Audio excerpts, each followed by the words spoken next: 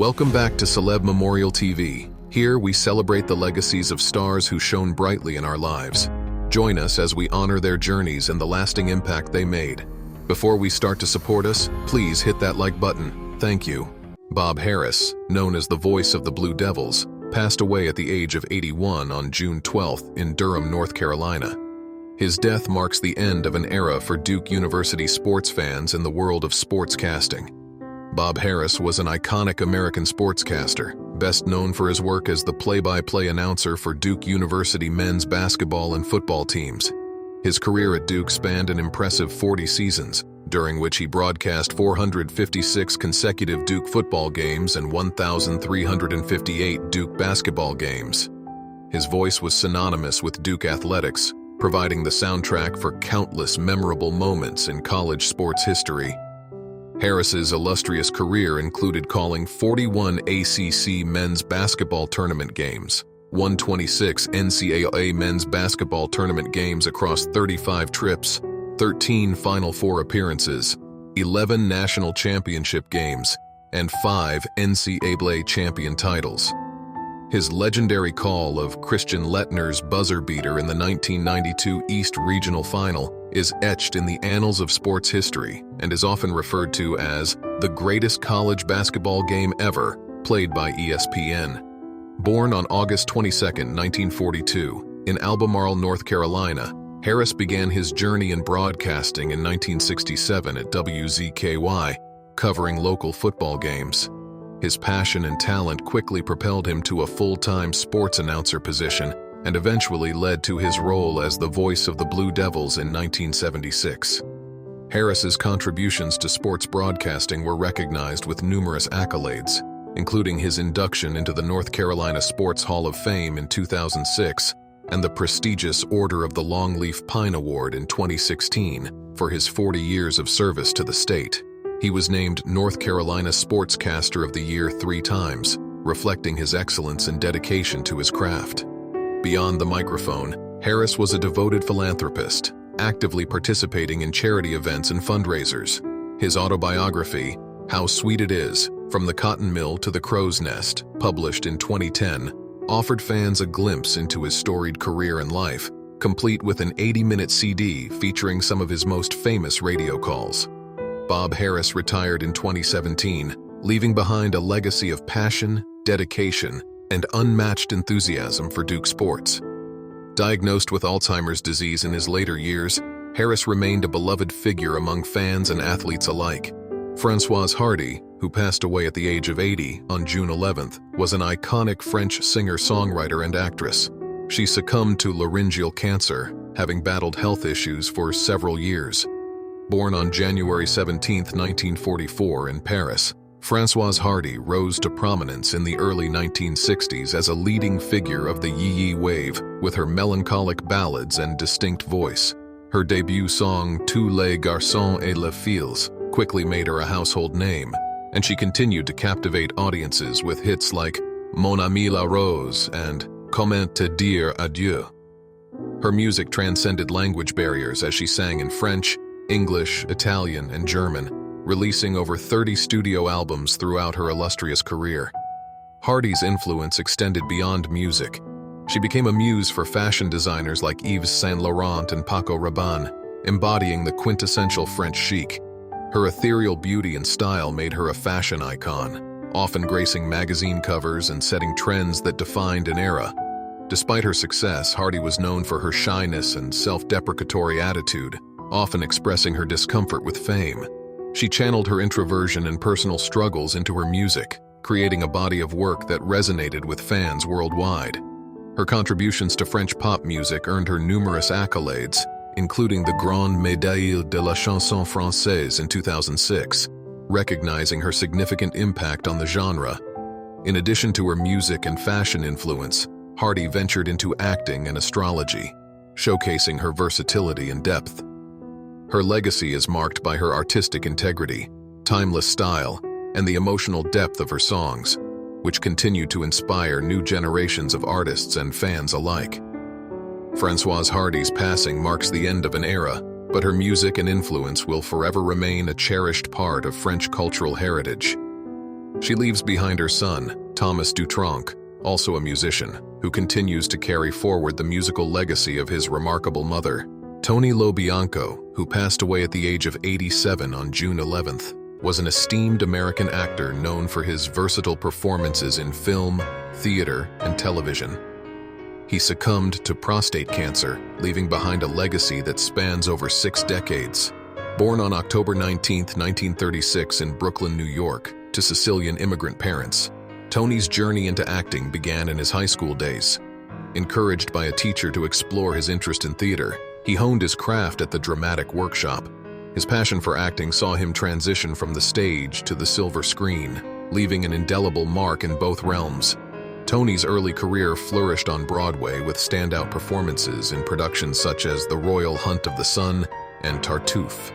His role in the off-Broadway production of Yanks 3 Detroit 0 Top of the Seventh earned him an Obie Award, highlighting his talent and dedication to the craft. His portrayal of Eddie in the 1983 revival of Arthur Miller's A View from the Bridge garnered him a Tony Award nomination, further solidifying his place in theater history.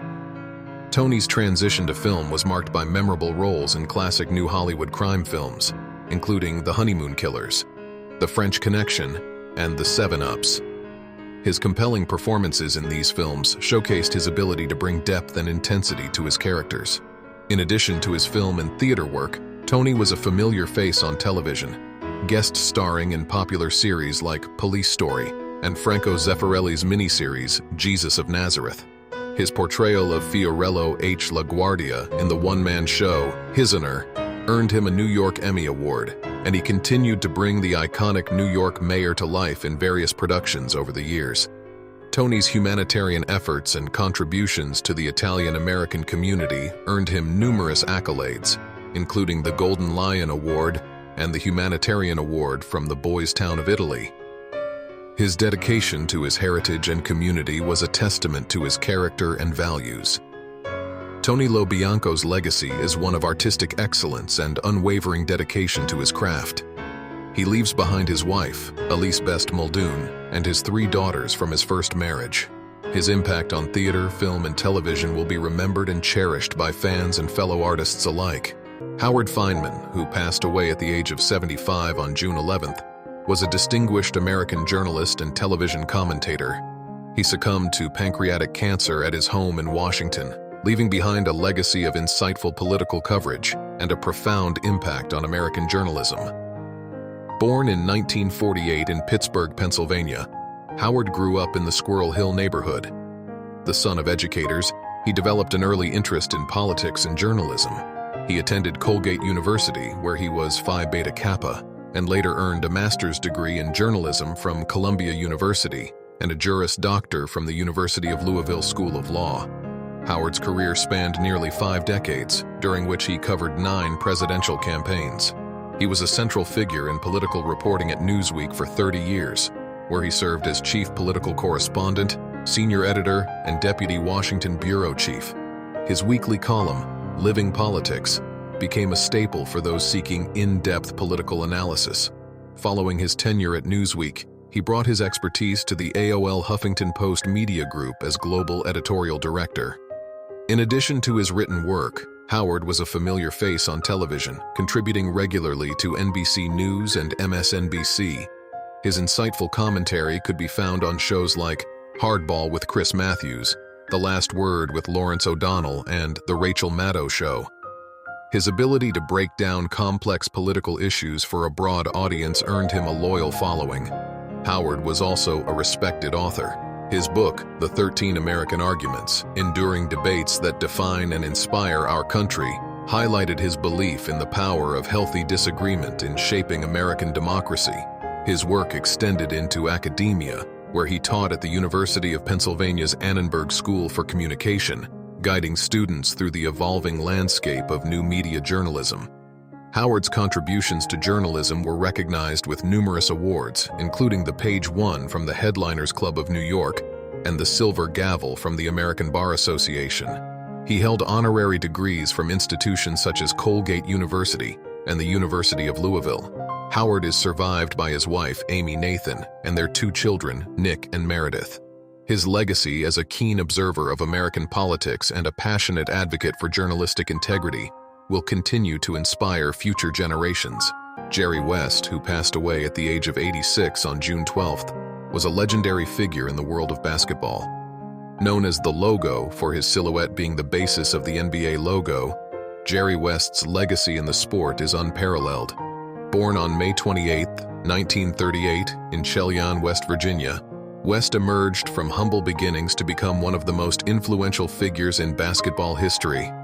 His journey began at East Bank High School and continued at West Virginia University, where he led the Mountaineers to the 1959 NCAA championship game and earned the NCAA Final Four Most Outstanding Player honor. His college success paved the way for a stellar 14-year career with the Los Angeles Lakers. As a player, West's accomplishments were extraordinary. He was an NBA All-Star 14 times, a member of the All-NBA first and second teams 12 times, and won the All-Star MVP in 1972.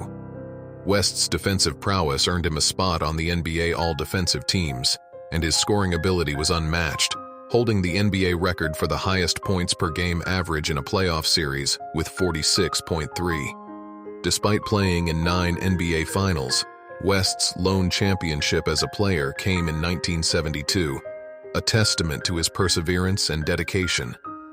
After his playing career, West transitioned into coaching and executive roles, further cementing his legacy.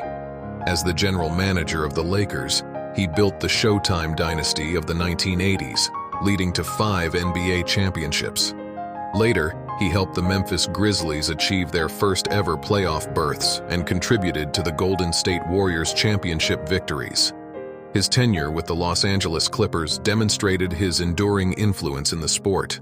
Jerry West was not only a basketball icon, but also a symbol of hard work, determination, and excellence. His impact on the game and his contributions as a player, coach, and executive will be remembered forever. He leaves behind a legacy that has shaped the NBA and inspired countless athletes. Jerry West's dedication to basketball and his remarkable achievements will continue to resonate with fans and players alike. Breaking news. News 1. Gayle King provided an update on her close friend Oprah Winfrey's health after she had to cancel her appearance on CBS Mornings due to a stomach issue. King revealed that Oprah experienced severe dehydration from a stomach virus, requiring an IV drip at the hospital. She was sidelined with a stomach virus that caused such dehydration that she went to the hospital to get an IV drip. I thought I made that clear, but next thing I know, I'm surprised to see headlines that scream Oprah's hospitalized, King clarified on social media. In a video chat between King and Oprah, Oprah confirmed, "I was in the emergency room. I was so dehydrated. I had a dry mouth and I couldn't keep enough water down to get hydrated, so I went to the emergency room for that, and that's just it."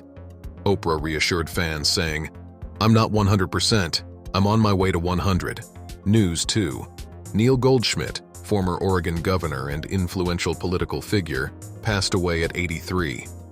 Known for his transformative role as Portland's mayor and as governor, Goldschmidt's legacy was marred by a scandal involving a years-long affair with a minor.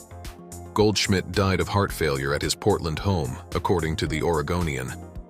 Elected the youngest mayor of a major American city in 1972, Goldschmidt revolutionized Portland by converting a busy highway into a riverfront park and pioneering its public transit system. He later served as President Jimmy Carter's transportation secretary and as Oregon governor from 1987 to 1991. In 2004, Goldschmidt admitted to a relationship with a 14-year-old during his tenure as mayor, a revelation that overshadowed his political achievements. President Lazarus Chakwera described Goldschmidt as a civic visionary who left an indelible mark on Oregon's political landscape. He is survived by his second wife, Diana Snowden, and his children.